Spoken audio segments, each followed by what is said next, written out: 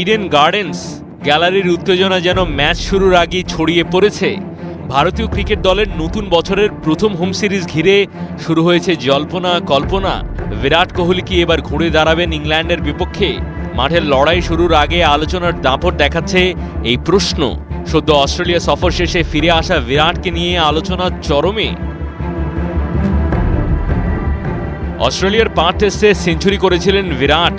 সেই ইনিংস যেন এক মুহূর্তের আশার আলো, কিন্তু এর পরের টেস্টগুলোতে তার ব্যাট যেন নীরব ছিল। বড় রান পাননি।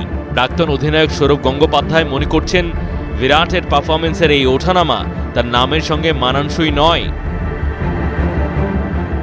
ইডেনে এক টকশোতে সৌরভ বলেন, অস্ট্রেলিয়ার মাটিতে বিরাটকে দেখে আমি অবাক হয়েছি। পার্থের সেঞ্চুরির পরও যেভাবে ব্যর্থ হলো সেটা হতাশাজনক।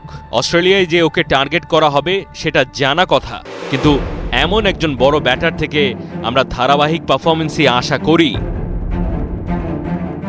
আগামী মাসেই ইংল্যান্ডের পরীক্ষা। চ্যাম্পিয়ন্স ট্রফির প্রস্তুতি হিসেবে 3 ম্যাচের ওয়ানডে সিরিজ। এই সিরিজ নিয়ে যথেষ্ট প্রত্যাশা রয়েছে সৌরভের। বিরাটের প্রসঙ্গে তিনি বলেন, ইংল্যান্ডের বিপক্ষে ওর জন্য এটা চ্যালেঞ্জের সিরিজ।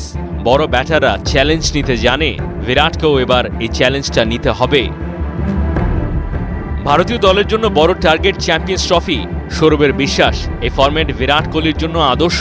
ওয়ানডে ফরম্যাটে বিরাটের সাফল্য প্রশ্নাতীত। চ্যাম্পিয়ন্স ট্রফিতেও সাফল্য পাবে এই প্রত্যাশা থাকবে। ভারতেরও ট্রফি জেতার প্রবল সম্ভাবনা রয়েছে। ইডেনে মহারণ, ইংল্যান্ডে চ্যালেঞ্জ এবং চ্যাম্পিয়ন্স ট্রফি জয় সবই এখন বিরাট কোহলির কাছে ফিরে আসার সুযোগ।